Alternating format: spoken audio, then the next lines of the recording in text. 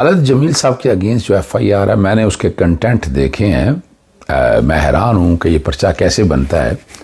ये अखराज का मुकदमा था, मजिस्ट्रेट साहब को ये मुकदमा खारिज करना चाहिए था। हाँ, लेकिन यहाँ वह सवालिया निशान ये है कि सहाफ़ी बरादरी आपस में इकट्ठी हो।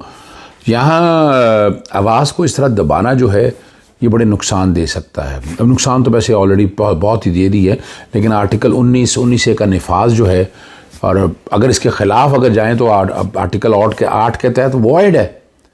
और ये सिलेक्टिव जो तरीक़ाकार है ये भी किसी तरह से सूट नहीं करता है। सहाफ़ी बरादरी अगर इस तरह की तकलीफ़ें बर्दाश्त करेगी, बड़े मसाइल हैं।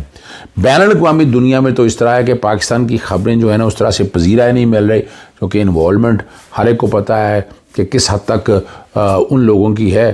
तो आवाज़ उठाने के लिए पाकिस्तान के अंदर, जहाँ मेरा जहाँ तक ख्याल है सुप्रीम कोर्ट में मामला पेंडिंग पड़ा हुआ है, इस हवाले से सुप्रीम कोर्ट को ये समाअत के लिए मुकर्रर करना चाहिए। जस्टिस काजी फाइसा के सामने है, यहाँ सहाफ़ियों के बारे में पिटिशन वो चल रही थी।